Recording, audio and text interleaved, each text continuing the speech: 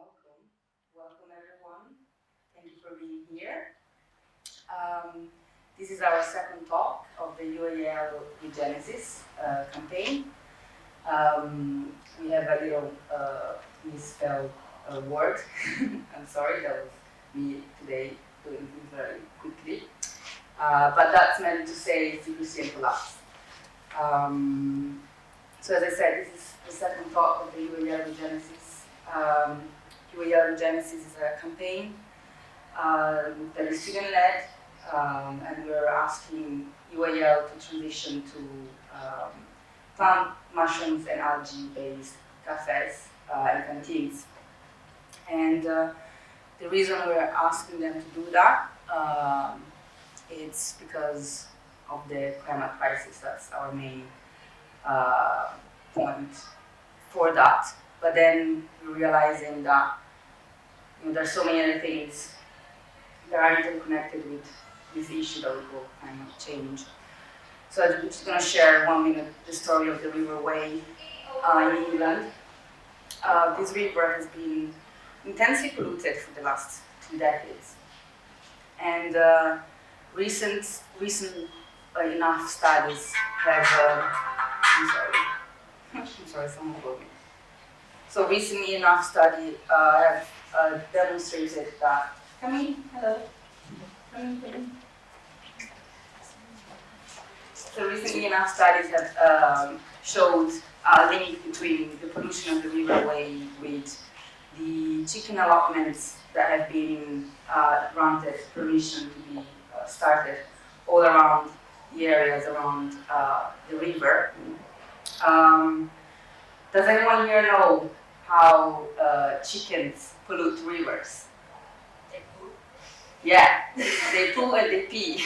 So just to give you a sense, between 2005 and 2010, we had, I don't remember the numbers, and I don't want to talk about numbers today, but, hello, Hi.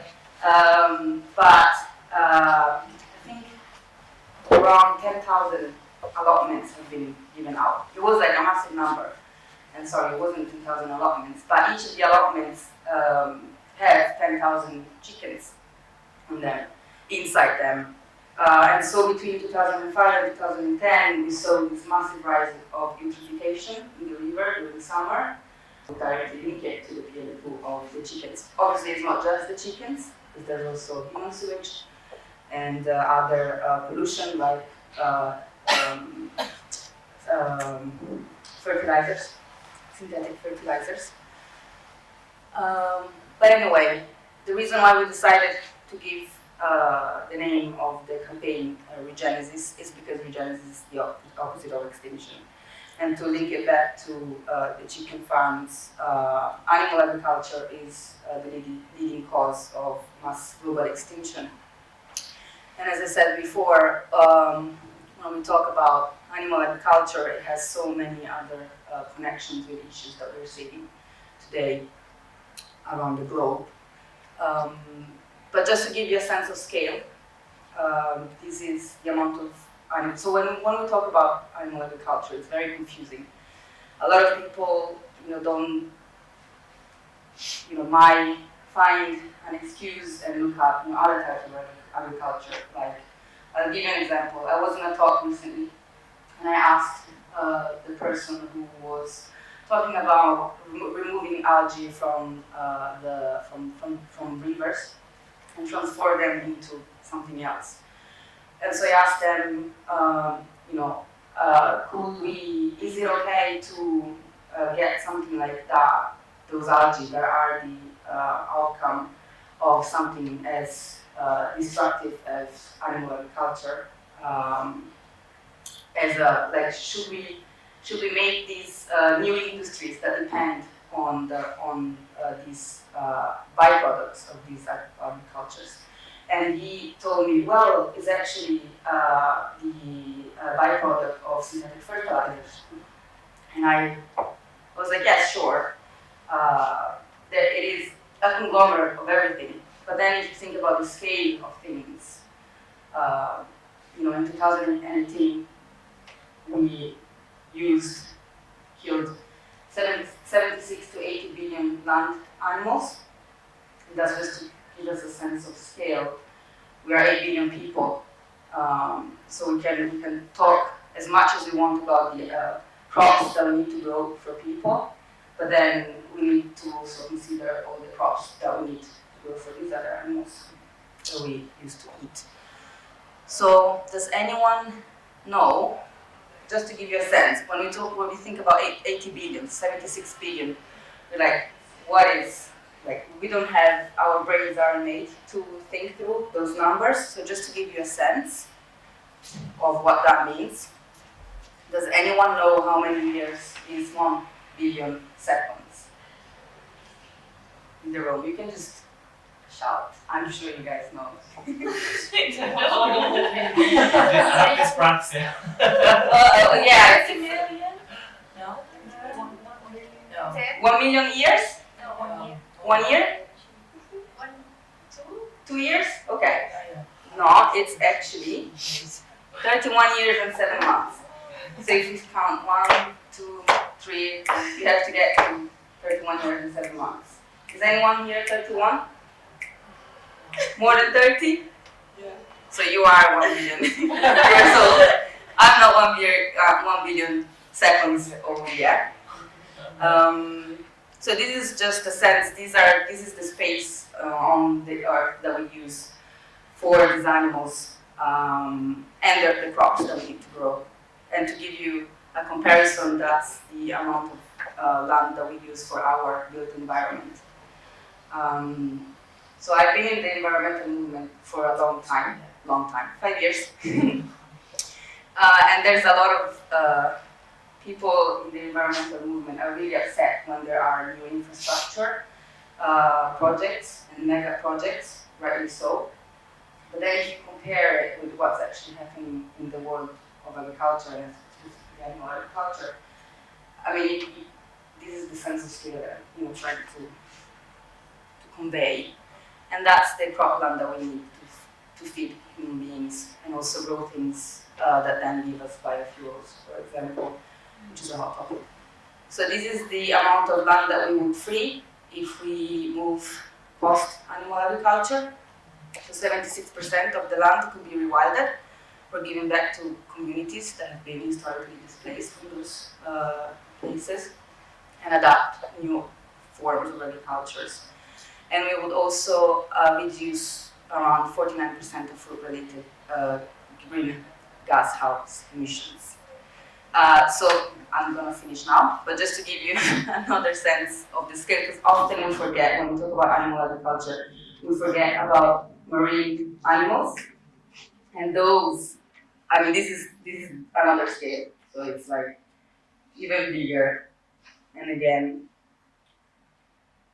if you had to count 1 trillion seconds, you would get to 31,790 years. We are in 2022, so we wouldn't even be there. So, yeah, so this is why we're doing this campaign. We're currently outreaching to more people. If you want to come and join us, do something creative and move things around. It's very positive. UAL is listening. In summer, they're gonna, this is secret, but they will they will announce that no more red meat in all UAL. So that's a good, a positive thing. And yeah, or I'll be in the bar later if you want to talk to me. So yeah, I'm gonna present our speaker of today, Belle Jacobs, who is she's a former fashion editor, turned speaker and activist for climate justice, animal rights, and alternative ways in which to be clothing and culture in the light of the climate emergency. She's co-founder of Fashion Up Now, a campaign seeking to embed ideas of degrowth in the fashion system, founder of the Empathy Project, which aims to repair the relationship between humans and animals towards greater compassion and respect, and co-founder of the Islington Climate Center, a cultural center aiming to engage, inform, and connect the local community around the climate and ecological emergency. So a round of applause.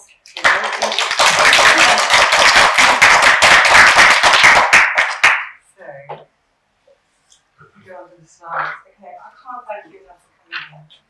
It's a Friday evening. This is quite, it is, I can't tell you anything else. It is quite a heavy subject.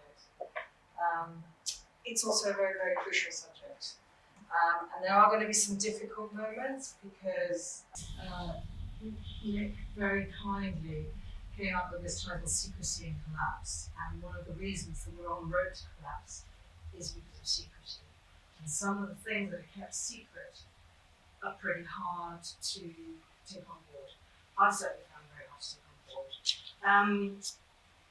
My starting point will be that our entire societies at the moment are built on animals, on their deaths, on their use, on their exploitation, and that our use of them is leading to the death of the planet. There's a really, really direct link, as Nick made clear.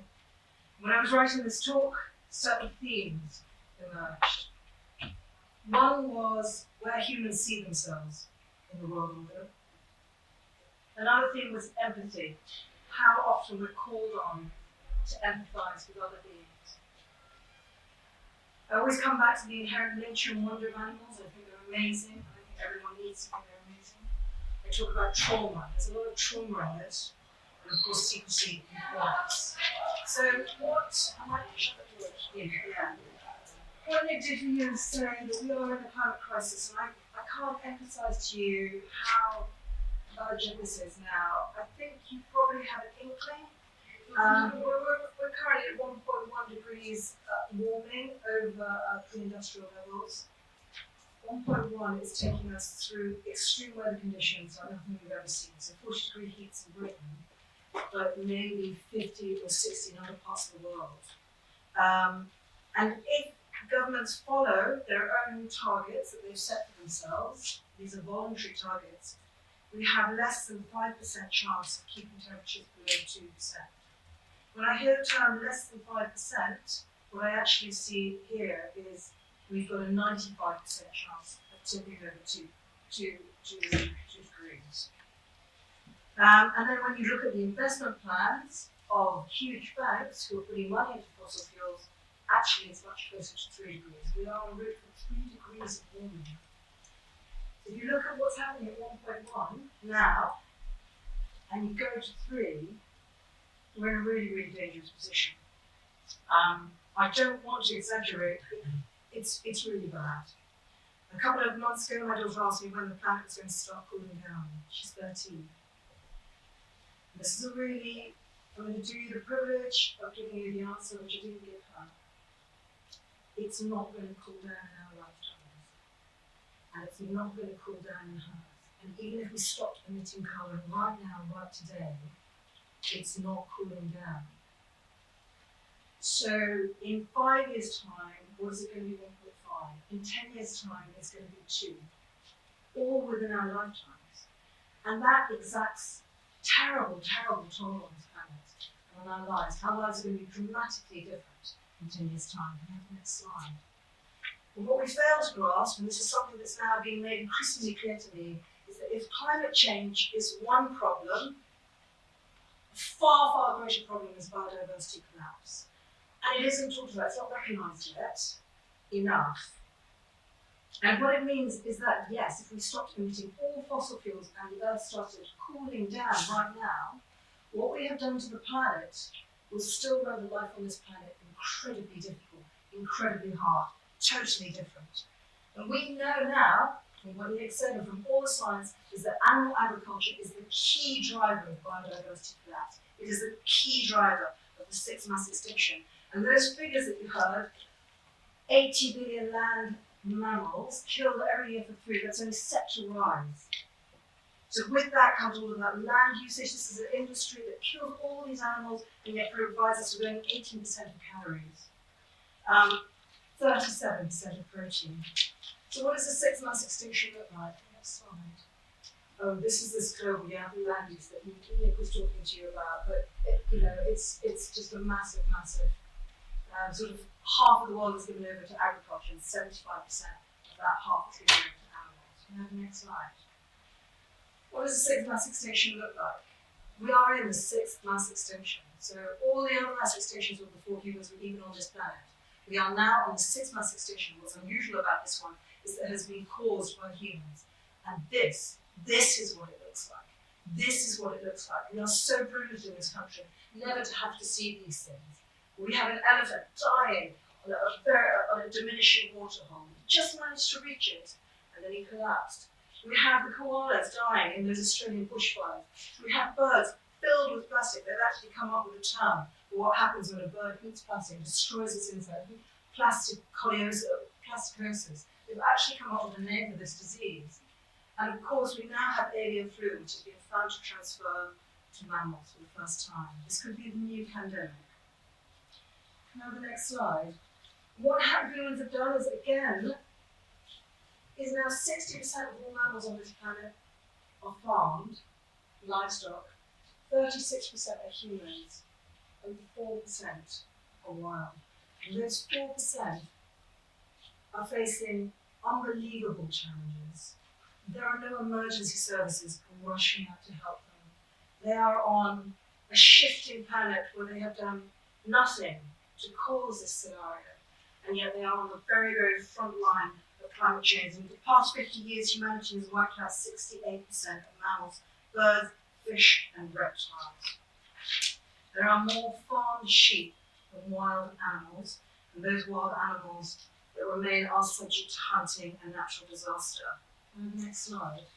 Someone posted this on Twitter. Future humans, if they exist, will try to imagine through virtual reality what it was like to walk on a wild meadow. That is what we're doing to this planet today. And we know, next slide, that animal exploitation is the main cause. It's a food system that's not working for us, right? So why aren't we all being told about it? Why isn't everyone coming up in arms about this? Why are we being told to switch off lights, maybe not drive so much, not take so many planes? Why are we not being addressed, not allowed to address this? To the extent that at the Conference of Parties, this global conference designed to address climate change, they had meat on the menu. They had beef in the canteen, one of the key drivers of carbon emissions from animal agriculture. They had burgers. And even when the government asked someone to dramatically review Britain's food system, and he called for a 30% reduction in meat and dairy and compulsory vegan options in schools to tackle the climate crisis, the government ignored every one of his recommendations. And so we have this incredibly destructive system held in place by forces that we can't even imagine. I'm going to come into these in a second. And next slide. Let's talk a little bit about why I became vegan. I'm not sure who's vegan in this room. But, the next slide. It's something that I just want to humanize. A lot of people think that vegans are born vegans and they immediately are born with this great anger at everyone and everything and they have to talk about veganism all the time. And it's really not true. I was a huge meat eater. I was a huge consumer of cheese. I loved cakes. But in 2016, this little dog came into my life called Max. Now, this isn't really very unusual. A lot of people start their vegan journeys through a companion animal of some kind. And of all the amazing things that Mouse is, and she's 7 now, one thing has really struck me, and that is her huge love and her huge desire for peace. And it has really influenced me. For example, my partner and my daughter sometimes wrestle and fight and play fight.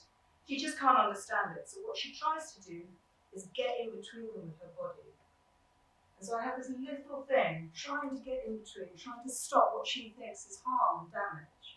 I'll never forget, she just emanates concern. That's the only thing I'll say about her. So you can imagine my distress. Because of her, I started asking questions about animals. I started following dog charities, for example, online. That was the beginning. Social media metric takes you into this place.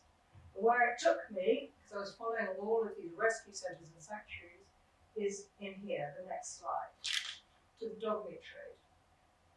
Now, I can't describe to you what it was like in 2016 when I discovered what was happening to dogs in different parts of the world. basically, there's a festival called Yulin, and their belief, this is in southern China, near where I grew up in Hong Kong, and their belief is that the more you harm a dog, the more beneficial their flesh will be to the body of the human who eats them. So what you have embedded in this practice is a lot of torture. A lot of torture. A lot of people don't know about dog hatred and these practices. It's not simply the eating of dogs. And so I had my little mouse at home being amazing and compassionate. And I was seeing, and this is nothing compared to what I saw. And I think I had a sort of emotional collapse almost. You know, this is the most harmless of animals, a Labrador retriever. And they tied him up and bound him up, and the sadness in his eyes. From there, I started campaigning, I started doing a lot of street protests, I started trying to wake people up to union. So many people hadn't heard of it. But while I was street protesting, I was taken into other areas of animal exploitation. Can I have the next slide? And one of them, for example, was the kidnapping of baby elephants to send to Chinese zoos. And I couldn't believe that they were rounding up wild elephants simply to ship them around the world to different zoos. But the really crunch point for me, came for me from this film called My Fancy High Heels. And as a fashion editor, I was invited to host this panel on the use of leather in the fashion industry. And it followed a screening of this film called My Fancy High Heels, set in the Chinese leather industry. And again, and it was a wonderful film. It sort of took into account, you know, what the workers went through, but also what the animals went through. And what I saw was just loads and loads of cows being herded into slaughterhouses, very, very badly killed, by which I mean that by the time they were removed of their skin, they were still conscious. And I think it was at that point that I started to go, something's wrong here.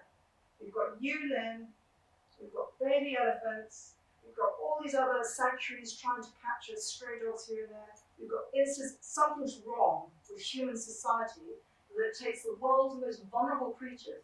None of these poor animals know how to fight back. But it takes some of the world's most vulnerable creatures and uses them like this. And it shuts its eyes to their suffering. These animals don't go quietly. They beg for help. So I started to ask all sorts of questions about what was it that was allowing us to do this? What was it that was enabling us to do this?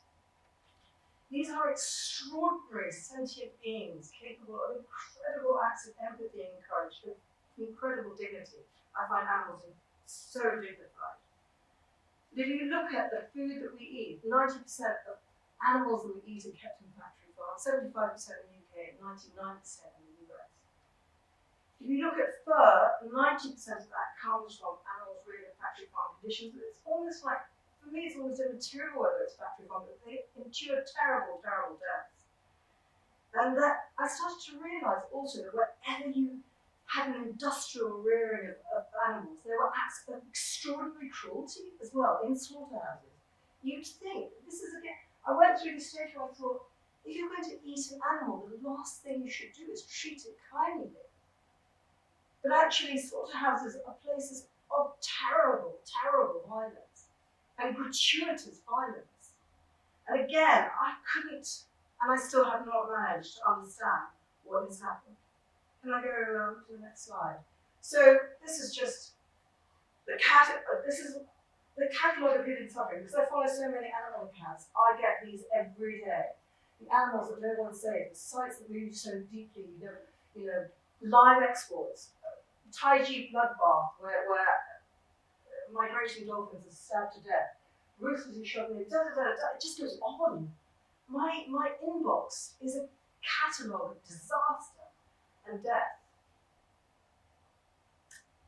If any of you feel activated during this talk, please come to me afterwards because there are ways to address this.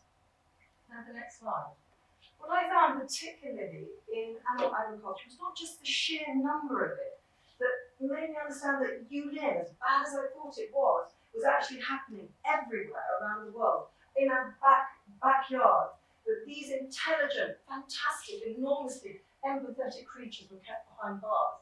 This is the live export that I was talking about, where young animals are stripped from their mother and loaded onto ships and then taken across the sea for months, simply to be killed over there. And they endure dreadful sort of conditions on these boats. Can I have the next slide? This was awful. This took place during the pandemic where they didn't know what to do with this boat full of livestock. They just left it in the sea. For 2-3 months, they didn't feed or water the animals. I mean, animal activists were absolutely staggered. We couldn't help them. We didn't know. It was appalling. Again, this symptom of this terrible way we have of treating animals. Next slide, please. And then also this thing that whenever I try and communicate about animal rights, I just can't get through that how dairy is created. I don't know, in order for a cow to produce milk, she has to be impregnated over and over and over again. She has to be pregnant in order for her to produce milk. By the time she gets to about 5, her body is so worn out and damaged, she's so grief-stricken from losing baby after baby, that she becomes what they call a downed cow. A dairy cow that can no longer walk. The only place for her there now, for her to go, is slaughter. What is awful about this is that every pint of milk, every box of cream, every cake, every chocolate eclair, every slab of cheese comes from her. And when we talk about secrecy and collapse, this is the kind of secrecy I'm talking about, where these terrible stories are kept hidden from us. Can I have the next slide, please? One of the things I found really difficult when I started to emerge into this trauma is that no one wanted to hear about it. I have so many wonderful, compassionate people around me who just go, I don't want to hear it. And in fact, as an animal activist, when you go online or through social media or maybe you're out on street protests, you get a lot of vitriol directed at you. And it was just by coincidence that I found this quote from George Orwell. I think he was speaking about his own experiences in 1984. The further society drifts from the truth, the more it will hate those who speak it. And if you look at the hatred directed at veganism, you start to go, it's because we're trying to tell the truth. And the next slide, please. And you can hear that I went through a lot of anguish, and a psychologist called Claire Mann created this term about what the anguish that vegans go through, and she called it dystopia. And she said this dystopia results in an awful alienation, fear, loneliness, desperation, because you can see people in the darkness being part of the collusion with the violence by their non-action, and yet you know they've been duped. And that is it, because we have been duped, we have been lied to, we are being forced to deny our better selves, we are being forced to participate in the systemic torture and death of billions of gentle, sentient creatures. I talked to a trauma specialist, and he said, when I was talking about grief, the grief that I felt for these creatures, because I love them so much. That's the only word I can give. And he said, your grief is also the violence. You're angry at the violence. It's the violence. It's completely changed how I see people. There's a third pillar to the trauma, which is the denial. But I see so much denial. So if you've ever wondered why vegans are a bit passionate and angry, that'll be why. So part of my activism now is giving speeches as part of Animal Rebellion. And I used to do these speeches and I spoke about theories and ecological collapse and pollution and grabbing of land, all the associated issues to do with animal agriculture. But I realised pretty early on that one thing I wasn't talking about when I tried to talk about animal agriculture was the animals. And then I realised that I was erasing the animals. I wasn't telling their stories. I was preaching to the converted, but I don't know how many people I was converting. I go into schools even now and I give talks on animal rights. And I'm only allowed to use a certain set of slides. and then not so bad. So the kids kind of hear things are bad, they see a pig in a cage, and they go, it doesn't have an impact. They're not hearing the truth. The secrecy was embedded in my talks in schools. The secrecy was also embedded in my own talks. So that's why now, whenever I give a street speech, I try and tell some of the stories that are coming into my social media feeds that I'm hearing from other people, of the animals themselves. So I'm going to share some of them with you. None of this is easy for me as an activist because I never know how much truth I can show. I never know how much truth people can take. I never know what will trigger people or if they're fine with it. But I also struggle with this. If I don't tell the stories of some of the animals I've seen, won't I just betray them even more? And so I can't help thinking we are wiping them off the face of this planet before we even know anything about them. And it's secrecy that's holding their abuse in place. I'd like to bring just a couple of those stories to light. This is a nice story. If you can get the sound up, maybe.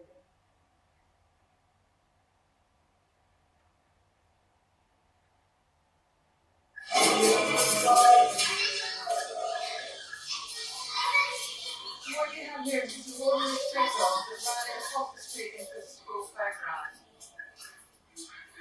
And you can see he's so gentle with the kids. He's so playful and mischievous, it's almost like he's been trained. But he hasn't been trained, it's just him.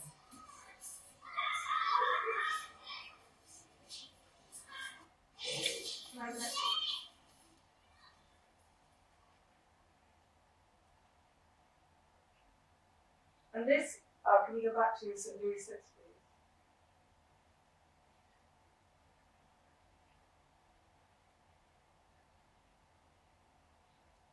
This one? Yes. So this is a group of young bulls who escaped from the slaughterhouse.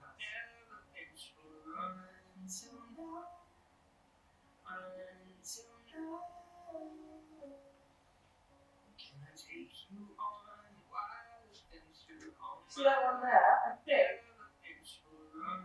If you can stop that one. One of them took on the role of leader. Just naturally, 6 of them came out. One of them said, I'm going to take care of the rest of you.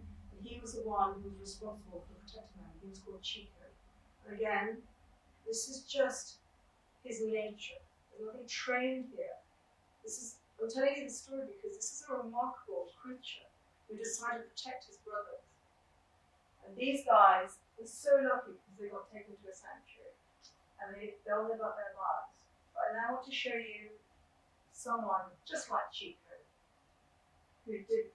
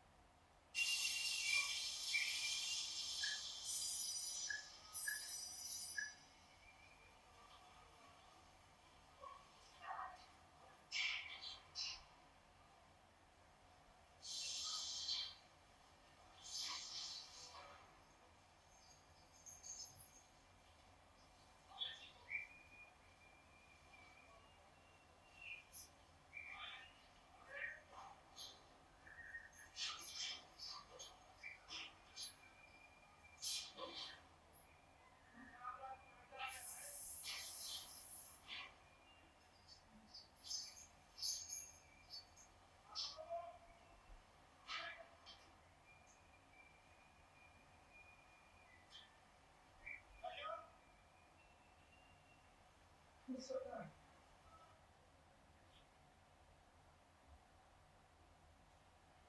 again, I see a remarkable being, a gentle being, trying only to do what is right, going where he's being told, suddenly understanding that things are not going well, divided from his brother, still calm. What I find also distressing about this is it's one of the cleaner kills that I've seen. But normally kills aren't this clean.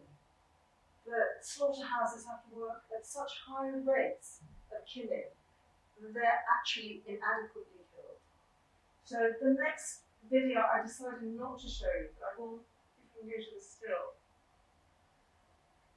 Oh, if you keep going on a bit.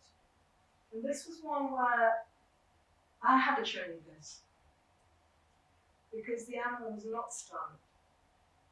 It was a pig. And they sent him into the next stage of the slaughterhouse, which is the scalding tank, where they submerge the bodies in order to remove the hair. But he wasn't dead. And so in the video, which you couldn't really watch, he keeps trying to jump out of the tank. And the way that the slaughterman described it is that this didn't sound like an unusual thing. That this is what happened. The hog is conscious, it takes them a long time to bleed out. These hogs get up to the scalding tank, hit the water, and start kicking and screaming. There's a rotating arm that pushes them under, no chance for them to get out. I'm not sure if they burn to death before they drown, but it takes a couple of minutes to stop thrashing. Why in the hell would anyone want to eat anyone that's gone through that? Why would anyone want to put anyone through that? That was a really tricky video for me to encounter, even within my Instagram page, where animal activists visit, and even they were shocked and angry.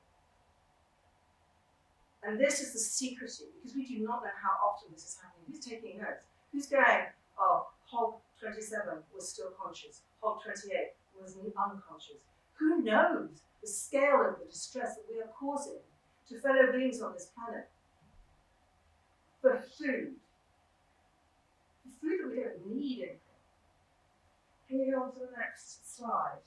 And this is both a happy and a sad video.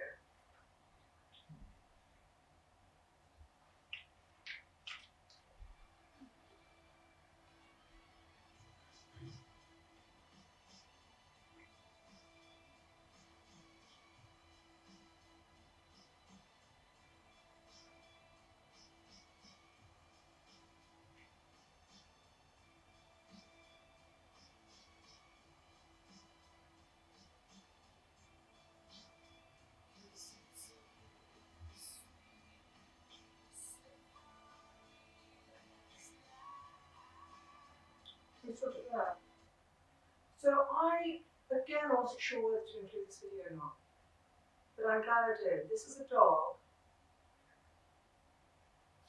who had his front legs cut off as a joke. And then the people who did that then tied a string around his penis so that he could not urinate, and they dumped him.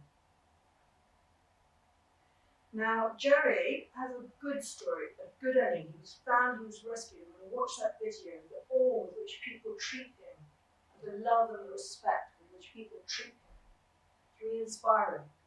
It's also what I see a lot in rescue, is that there are really, really good people out there trying to do their best. And Jerry, so full of love, his tail never stopped wagging, all through the rescue. And you just thought an animal like that would be scarred and angry and bitter and violent and lashing out. And the reason I put that in there is I want you to think about the fact that if you regard an entire species, animals, as fit to eat, there are those in society who will also regard them as fit to torture and play with and dump and abuse. But again, we're talking about trauma. I don't believe that you would do something like that to an innocent animal unless you yourself have suffered a degree of trauma. And this is when I sometimes say it's hard not to hate. And I do sometimes really hate. And I begin to realise that animal exploitation is not limited to food or fashion, that our entire so-called civilized society is underpinned by animal exploitation, and that they are these extraordinary sentient beings capable of incredible acts of empathy and courage, of incredible dignity and kindness. They deserve so much more. What is the impact then? What is the impact of a society that bases itself on this kind of trauma? In 2020, the BBC released the testimony of a slaughterhouse worker And we know that slaughterhouse workers are often the world's most disenfranchised citizens, okay? Society's most, they're often immigrants, they have no one wants to be a slaughterhouse worker. And that they endure terrible, terrible conditions.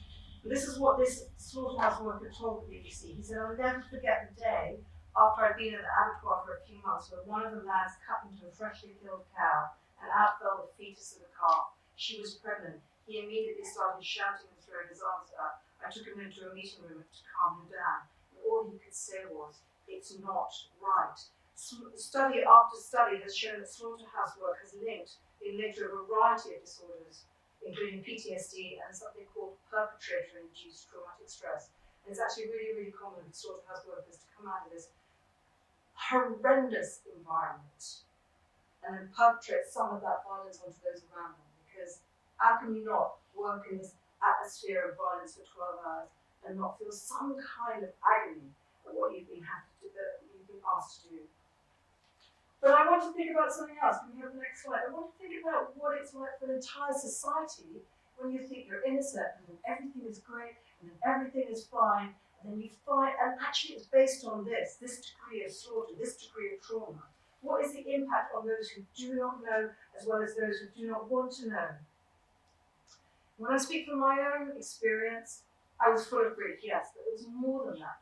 I was distrustful of all institutions. I was disillusioned with media and public messaging. I was angry with my friends who did not want to hear. And efforts at trying to address social justice started to seem to me a bit meaningless. I had a bizarre instance last year when I went to a meeting of Extinction Rebellion. Extinction Rebellion, I've been part of Extinction Rebellion. I absolutely love this group. But there are many, many key figures who still haven't absorbed the idea of animal justice and why we need to go vegan for the planet and for the animals and people. Because for me, if you look at climate justice, it has to extend to all being. That is its logical progression. And yet, because of culture and society and these beliefs, and there are many climate activists I know who have not taken that next logical step. And I sat there in the Extinction Rebellion with these wonderful speakers and this amazing music and the flags fluttering in the air.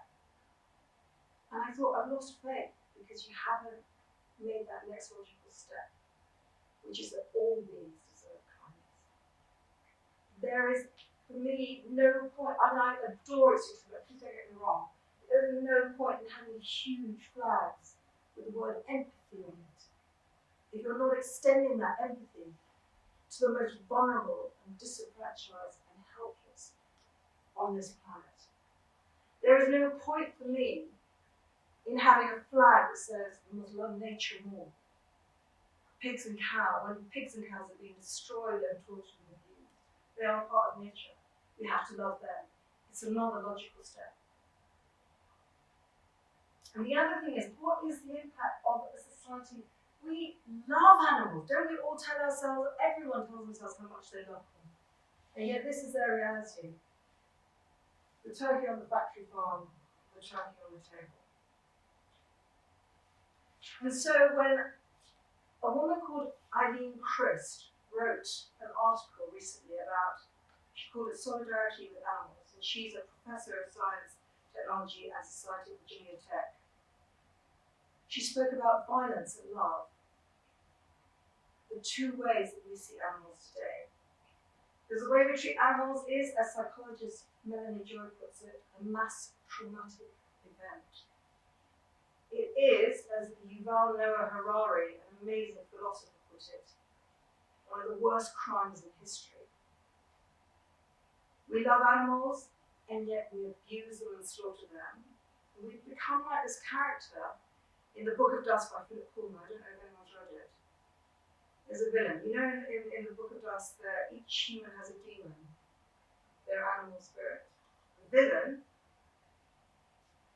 is called Gerard Bonneville, and his demon is a hyena. And he cuts its front legs off, cuts her front legs off. And he's the most disturbing character because he abuses his own demon, his better self, his soul sister. So I think of that other dog that we saw in the video just now. Next slide. So as I said, or as I said, I used to be a fashion editor. I did the whole fashion thing. It was absolutely brilliant until this moment when this garment factory fell. And 1,134 mainly young women died in it. And from that point on, I stepped away from my role. First of all, I stepped away from it sort of emotionally. I thought something's going on. Because these women were making the labels that we see around us now. And in 2014, I left my job. I found it untenable because all these things were starting to come out about how damaging fashion was to the planet, how destructive it was in its resource use, in the way it treated its workers. It became really impossible for me to maintain my role as a fashion editor. And it really made me think, Ron, about how much is hidden. No one had really seen what was going on behind the making of their clothes. And I started to realise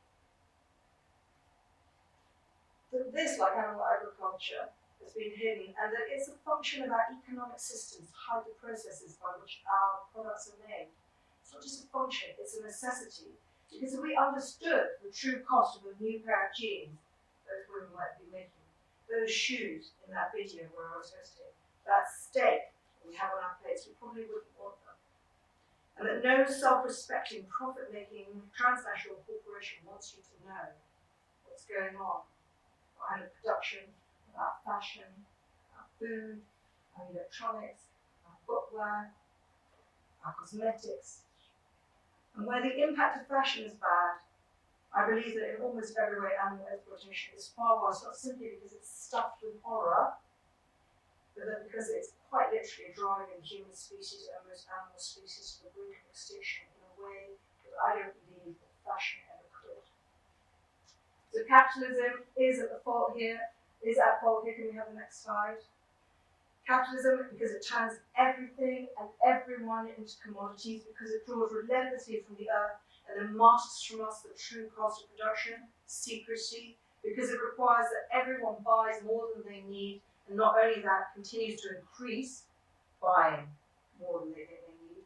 And most insidiously of all, capitalism gives us the impression of free will, so that we feel as if we're choosing things of our own free will. And that's why Melanie Joy coined the term carnism to reflect this mental state, but this sort of belief system that conditions us, for example, to eat certain animals over others, and why rational people, caring people, just shut down conversations when it comes to me. She wrote this about secrecy.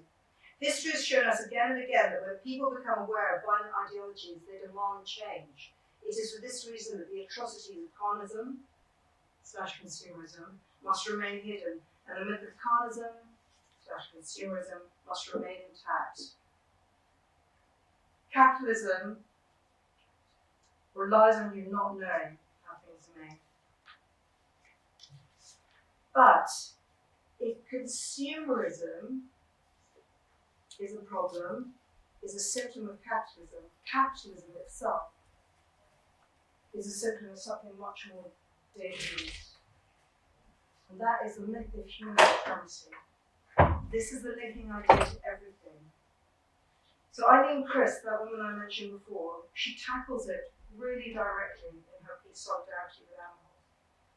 And she says these, and I won't read it all because I've got a lot of it here, but she says, the animal economy, where animals routinely suffer truncated and brutalized lives, leads massively through the global economy.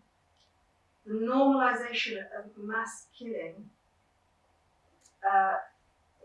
exploitation and displacement exhibits the ingrained assumption that animals are legitimately subject to absolute human power.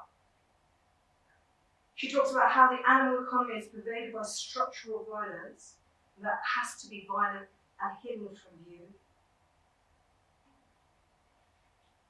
She says the success of this framing, this way of seeing the world, solidified a foundation not only for the subjugation of animals, but also for inequality and oppression among humans. Once you start to believe that one species may be unworthy of respect, then other groups start to be unworthy of respect. And here she says certain groups, women, children, slaves, black savages, are conveniently positioned below the supreme human typically white male and educated, and above the animals. And she says the subjugation of animals has thus arguably served as a foundation for the entire edifice of social stratification. You abuse animals, you then abuse anyone you think is different or weaker, whose language you do not understand, whose appearance is different from yours. You abuse animals, suddenly you open up an entire system of exploitation. This is why Eileen Chris says solidarity with animals and solidarity with humans are the entangled imperatives and strategies in search for a great transition, by which she means if we are to move out of the systems that are killing us now, taking the planet from us, towards a juster system, there can be no exploitation of animals in that system. How can you have a world where everyone is treated well and nature is flourishing and kids are being taught everything and the earth is not warming up, if you are still burying animals in slaughterhouses and killing them, like we saw that cow being killed? And so I come to this is Eileen Chris. Can I have the next slide? And this is a quote that I give a lot in speeches, which simply clarifies what I just said. Can I go on to the next slide? The convergence of events that we're witnessing, climate collapse, ecological collapse, is a symptom of a wider process of global systemic decline. This convergence is happening due to the unsustainable nature of a system. Which system is that? It's the current economic system. That can no longer keep going in its current form without sparking further crisis. We cannot continue to draw from the earth for products which we then chip away. We can't. There's no more resources to take. The ultimate hidden driver is a way of living and being premised on self-maximization through plunder of the other, whether others are different humans, different species, or the planet itself. And this, for me, is the crux of everything. Not that all suffering is the same, but that all suffering is vitally, intrinsically interlinked by the assumption that some people are entitled to more than others, and that some species are entitled to more than others. And it is the core issue.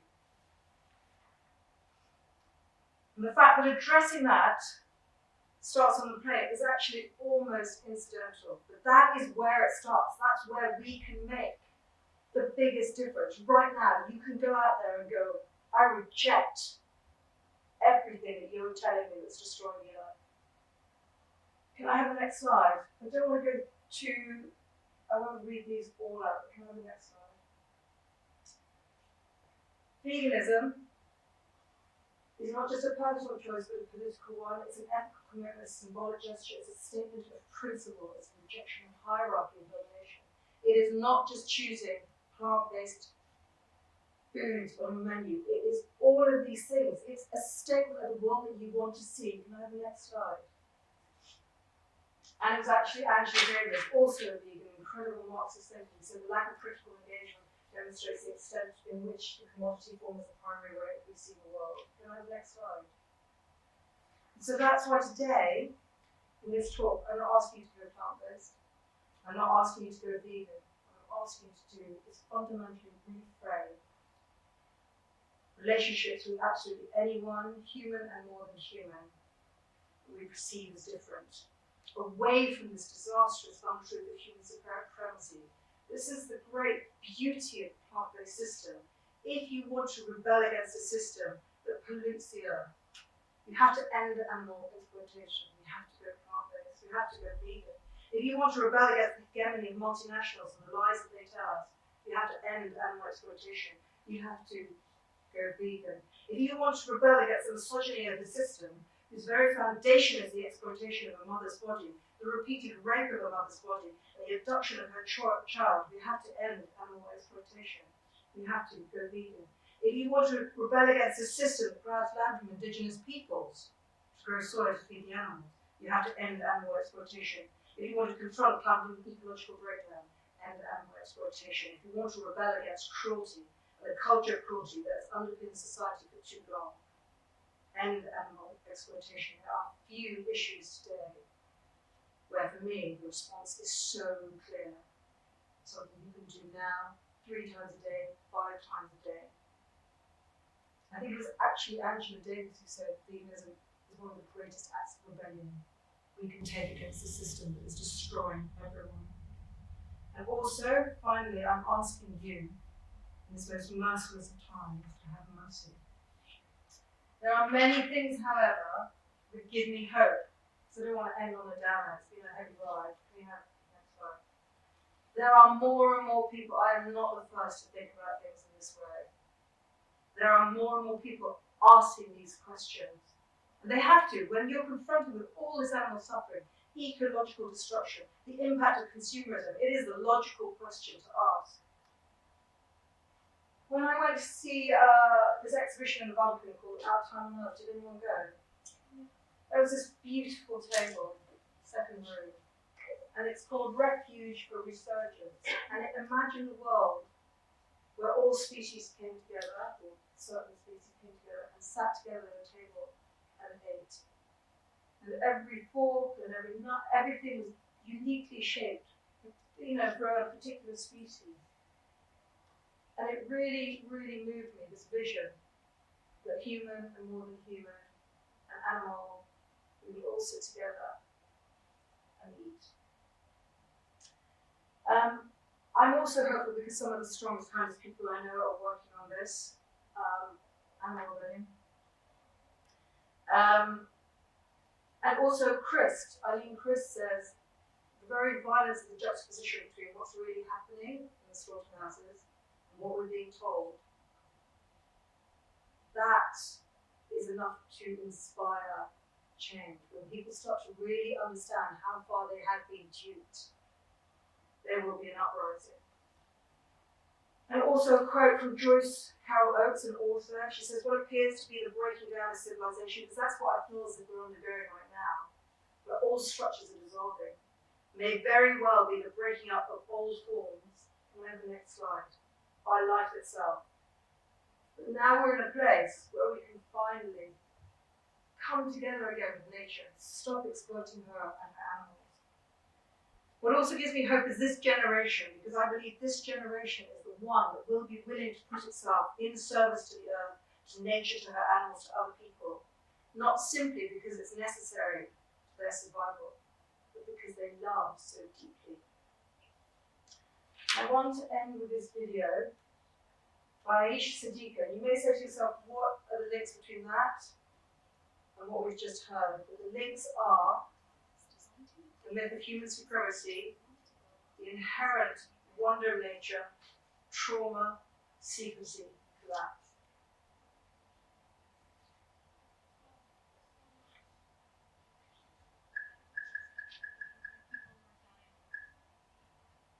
Colonizers go to war with nature and call it a business opportunity.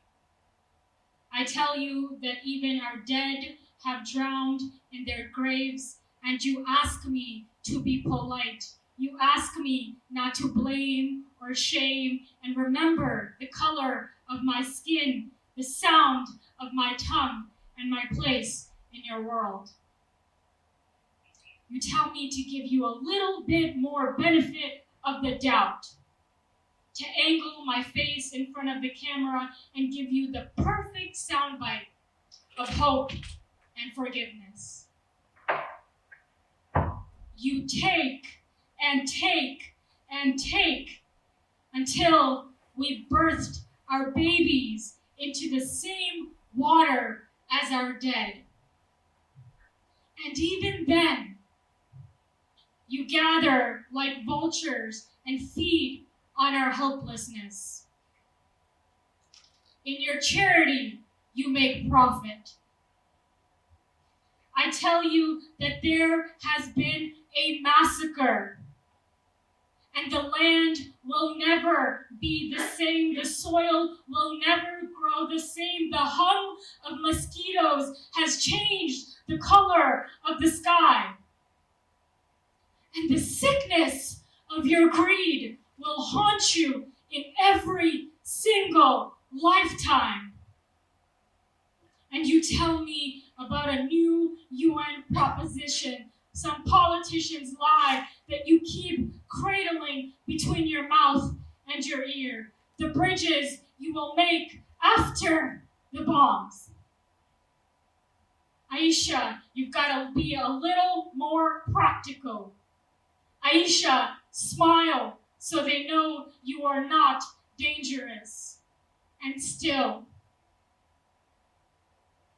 100 dead, 200 dead, 1,500 dead, and no negotiation, no negotiation, no negotiation will bring them back to life. I want the world leaders to know that the earth has a memory, and all of her beloveds that she keeps tucked in her landscapes have birthed guardians. They are sitting among me. You will have to answer to her children and their children and your children, and one day it will be your home, your family, your land. I pray and I hope you make the right choice. If there's one thing for those of you in the room that I want you to deliver to the rest of the world, it is that you cannot negotiate with nature.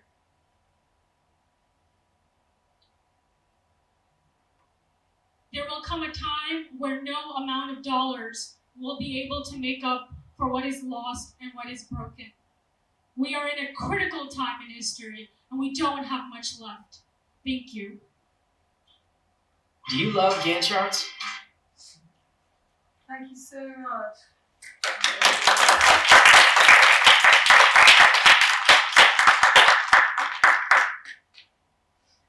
Okay. Does anyone wants to start a question? Anybody has a question to start with? Do you need a break? One question. Or comments? Can I ask if there's anything that surprised you? And you said that the animals are tortured so that the meat becomes more delicious for the humans. Like, how does that work?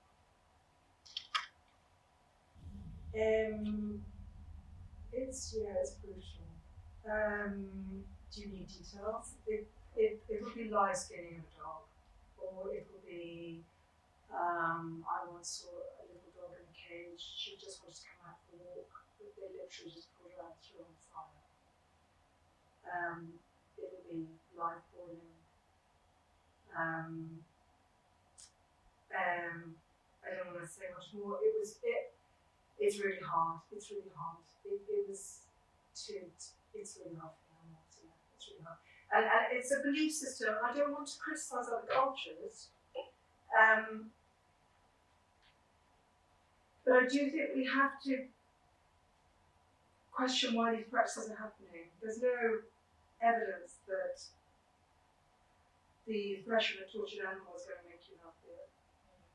I think also there's a lot of.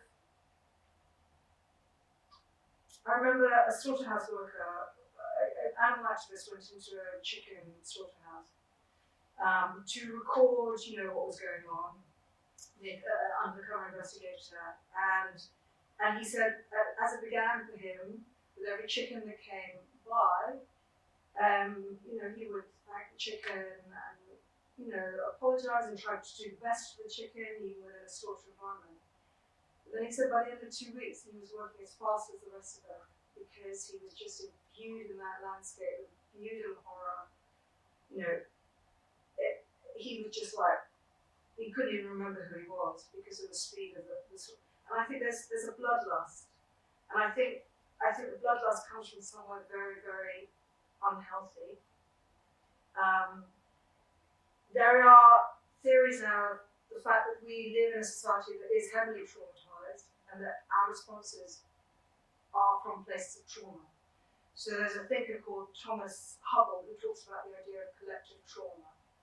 So that we are all making bad decisions all the time because we have our grief ignored, our our rage ignored, we're forced to bury our truths, feelings about things. And what this creates are people who are not completely functional. One of the greatest things, gifts that has been given to me at this time is this Zen Buddhist village called Plum Village. I don't know if people know Plum Village. It's a great spiritual leader called Thich Nhat Hanh. Anyway, he's dead now, but he worked with Martin Luther King. He works with some amazing climate leaders. They have this course, and it's all about how we need to heal ourselves in order to respond commensurately to the climate crisis. How we need to grieve for what is being lost and yet still take joy in what is still there. How we need to stop seeing the difference between us. I need to stop seeing the difference between me and the dog killer, for example. And to see that we're all together in this. So it's all very beautiful. It's very difficult sometimes to implement in everyday life because I come out of a meditation center session and I'm faced with a row of meats in the supermarket. So it's really difficult to kind of completely hold that mindset. But I believe that these are the mindsets we need to get closer to. And I said it's hard not to hate. We can't actually, I think, efficiently create systems for the future in a spirit of hate, for example.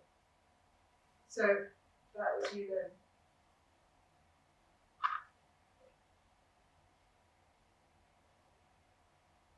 Yeah. Activism is the best means to spread such a message, or if you think, I don't know, because well, veganism is taken up by a lot of like philosophies and belongs to also like religions and I was wondering like if as a culture we're just doing it wrong by just getting angry about it. Yeah, I think well, it's just like I said. I don't think you can create new systems from a place of rage and hate. But as you can see, there's a lot to grieve and hate. It's very difficult to watch those videos, and I haven't even shown you the words without hating. When you say about activism now, I believe now that we are in a space of such extreme urgency where we need such a huge cultural shift that we need to use whichever methods are at our fingertips. In a way, I work with Animal Rebellion and I love Animal Rebellion because they're also trying to address these things. The culture within the group is very, very caring because there's an understanding that the material that we have to deal with is very hard. But also there's a kind of courage, there's an immense courage in this group because they go out and they do incredible acts of activism. And they get in prison and they stand up in front of judges and they give their reasons why. But I also think, a lot of people say, well, the individual act doesn't matter now, because we need to change the system, so therefore the individual act doesn't matter. But I don't believe that. I think the individual act is crucial. Because the individual act is like you saying, I want this world to change, and I'm doing it however I can. And I'm modelling the ways that we need to be in the future, and I'm experimenting with the ways that we need to be in the future. I'm trying it out for me, I'm trying it out for the people around me. So I would say activism is important, political intervention is important, using whatever skills you have to talk about these things is important. And I think the choices that you make in your foods, in your purchasing, are fundamental too. I find it very, very difficult to talk about these things if I was not vegan. I'd have no position of authority from which to speak at all. So yeah.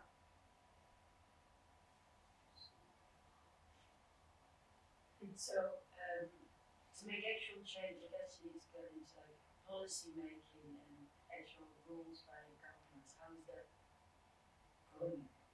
Wow, oh my goodness. Okay, so I don't know enough about this, but you've actually just latched on to something that is happening. There are more and more groups starting to take, for example, fossil fuel corporations to court. Yeah. There's a lot of people who are coming down that climate litigation is the big new, not big new, but it's really coming up now. It's really surging up. I think 3 years ago, did a group of children take shelter court in Holland? Yeah, I think there were children, but definitely students. Yeah. Yeah. And so, yeah, it is coming up. There's also a movement to give legal rights to entities like rivers and even non-human or non-human beings. So it is a space in which you can act if you have knowledge. It's very difficult to come into it as a form of fashionista.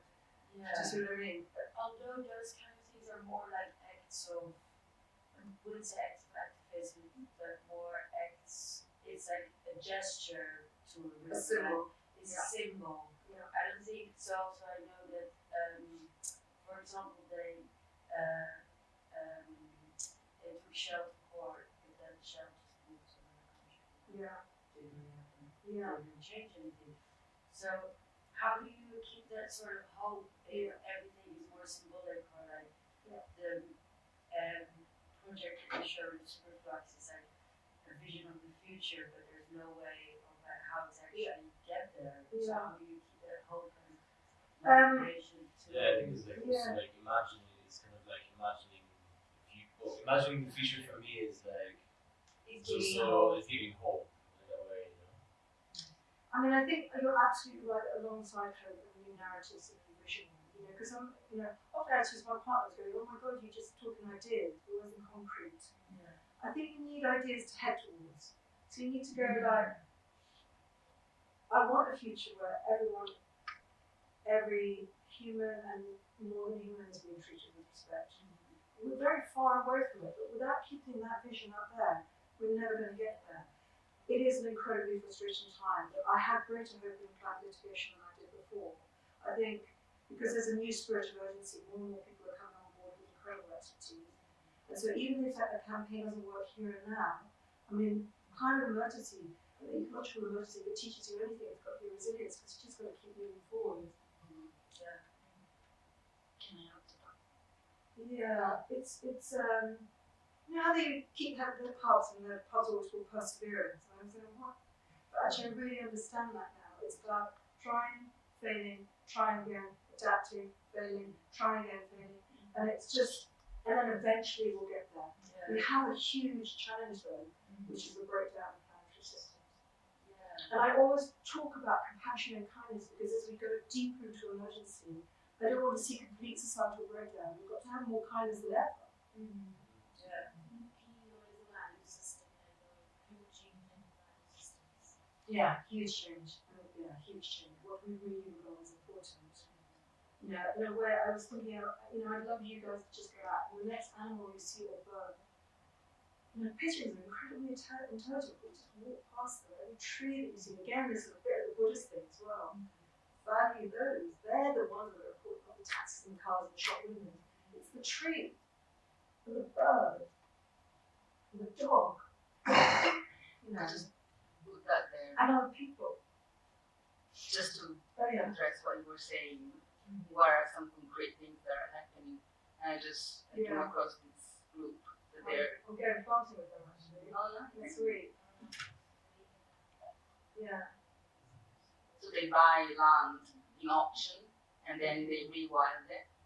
And it's been so interesting to see how the media has been talking about them. And they're telling that they're getting the land away from the farmers and like very negatively. Yeah. And then you read this article, they're actually, some of the people that started it are saying, no, we're buying the land that is in auction, and then they even make friends with the farmers around them, to the point that farmers start talking to them and ask them, oh, do you think I can rewild a part of my farm? How can I do that? Yeah. Anyone wants to go tree planting with them next weekend? Let me know. You know what? Yeah,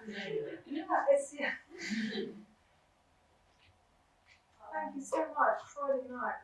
Sorry. I have a question about now it reminds me of the economic system, which is also a big driven force for that drive us to make our decisions. Sometimes I know doing something good for the environment has value, but the economic system are not valuing this value.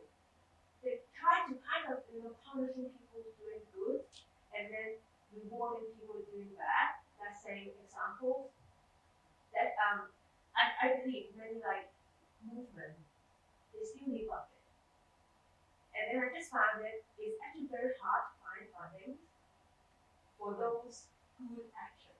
Like you buy that's and I also don't understand when I would buy something like more eco-friendly product, it's more expensive than I buying that product. I mean, mass product. It's kind of conveying the message like I got punished, kind of like punished because of also like people using money as a unit of representing money, representing value, and then I don't know if it's a question or it's just a thought or doubt about the whole system. Like, and I see some good examples of some people proposing the idea of having like equal coin. Right? Apart from Bitcoin, people talk about Bitcoin, and then people are proposing another type of monetary system, like another type of money, which is based on the value of positive impact we create for the environment, and then monetize. I don't know how to describe I it. can't understand. Currency for ecological action. Yeah.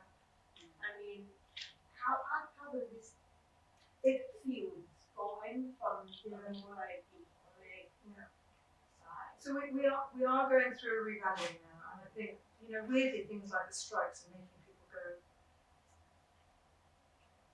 So the train drivers are getting less and less money, but big oil's getting more and more money. I think a lot of ordinary people are going, what is it about this system that's rewarding these people for destroying the planet? Yet those who play such a key role in our infrastructure, like teachers who are also striking, junior doctors who are also striking, train drivers who are getting paid. And the only good thing about that is that it makes people go, hang on. When you talk about your eco thing, there's a lot of efforts, and this is true in fashion as well, of trying to improve things, right? So, okay, we've got a lot of fashion and it's being made of plastic, so if we just make it out of organic cotton, everything will be okay. And what is happening is that's being proved to be not true. It's the idea of the green economy. We'll just keep consuming like we do, but everything will just be good. It's not possible. And one of the things that, if you replace, for example, all the plastics in clothing with organic cotton, you're still using too much water taken from people who actually need it to grow food, still using too much land taken from people who need it to grow food. You're wasting natural resources to make products that you don't need. I talk a lot about degrowth. It's something I talk as an economic system where we simply have to stop using so much stuff. And the only way that's going to happen is if we think about what's truly important, and it's not another pair of jeans, even if it's in organic cotton. There's something else I was going to say. But we are also in a messy transition, okay? We're in one mind state, and there's a sense that we have to get to this other mind state, greater compassion and equity and nurturing and regeneration and restoration. But that bit in between is going to be messy, and people are going to try and work according to the rules of that system, and some people are going to try and work according to this, and so I'll never slam someone for trying to do better. But they've got to keep their eye on the vision. That's why the importance of narrative is so present in this. We have, for me, because I'm still asked to do fashion talks, for me, the only truly sustainable fashion label for me is the one that is trying to reduce the amount of product it makes dramatically and is vegan. Because by reducing the amount of product it makes, it's recognizing we cannot use resources. By being vegan, it's recognizing ethical issues behind everything that underpins everything, the whole idea of exploitation. And I don't know a lot of fashion labels that are both. Everyone wants to sell more because they're speaking the language that they know. But things are going to change dramatically. I tell you, this summer there's going to be 3 or 4 or 5 40-degree days. And that's going to make us think about things in a different way. There'll be more floods, more bushfires. I'm dreading summer actually. Yeah, my biggest doubt is how do we adapt like more on the social side on, on, on this, how do we react to this change as like, I mean, how What do do we want to people do? live near the center of the earth or have yeah, going yeah, through well, this? going through this change, but it's like how, yeah, how do you go through that change without a recession and without, at least it's like, and without the degradation of society and without the complete, like for me, it's really Yeah. difficult to, My partner says the same thing. It's just like, what is the system then? He keeps going, what is the system? If it's not capitalism, what is the system? Is it communism? It's like, is it socialism? Is it? And I said, whatever the system is, it's got no name yet. There's no answers to your question yet. it's like the sort of facing the unknown. It's really, yeah. So, Well, and it's already happening. It's already Because happening. people who live around those floods in the Netherlands, Yeah. like, end up with nothing because they don't have, Yeah. they didn't get much from the government. They can't really build everything they built. That's the degradation of like of this community of society. It's like, so it's I don't know. It's quite frightening, and particularly for, our daughter. Talk about one kingdom, sort of one kingdom theory, where not dictatorship, but something that was the sense of one kingdom monarchy. Yeah, it helps really. Yeah. That's One teacher. Yeah, one teacher said to me a long time ago, he said, what we need is a kindly dictator. Once you get a kindly dictator, everything will be good. You do that, you do that, you do that. Go, things like that. Can I add something? Yeah. I was listening to a podcast and they called the system that we need democratic economies. So basically, they made the point that we think that we have democracy in our societies, but actually, the democracy doesn't exist when you enter the workplace. That's a very hierarchical, like you were saying, people who are earning the most, the workers don't get to decide, etc., etc., etc. Well, if we live in a society where we're in the workplace, or let's say in this university, we make collective decisions, then things will change. Because as much as many people think, there are studies that show that collective intelligence and collective action actually do go towards the positives, and this is been proven with research.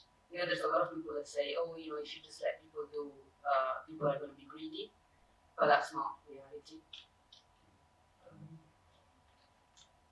Yeah, that brings up more topic. There are huge issues with our democratic system, and one of the options that Extinction Rebellion proposed, the Granary Extinction Rebellion, is the idea of the People's Assembly, where a group of you are, a group of people, a string of experts come in to talk the truths, say the truth about what we need and what the systems are, and ask you to vote on the decisions. And the voting, it tends to be really, was the Martin Luther King, the arc of society bends towards justice. The majority of people want equity and peace and abundance and kindness and compassion. I think it's one of the tragedies of capitalism, but it takes us so far away from that. It's a systems-wide experiment that we're in here. But I can't take any more suffering. I just don't want these animals to be treated like this. I'm kind of nervous today. I'm so sorry. You were brave. Yeah. Sorry, when you finished the talk, I was very misplaced for everything that you said, and I couldn't talk, couldn't speak. It was so. But that video, that's Anisha Siddiqui. Watch others. She's an amazing speaker. I think she was talking about Pakistan. In her land, like she said, it will never recover. It will never be the same. So if you're a farmer working on land trying to grow food, We're going to have to, and also what happens if it happens again next year? Or in 2 years' time, when everything we built is swept away. So we are in this really frightening time. I'll put together a resource list. Thank you So so much much. for tuning in.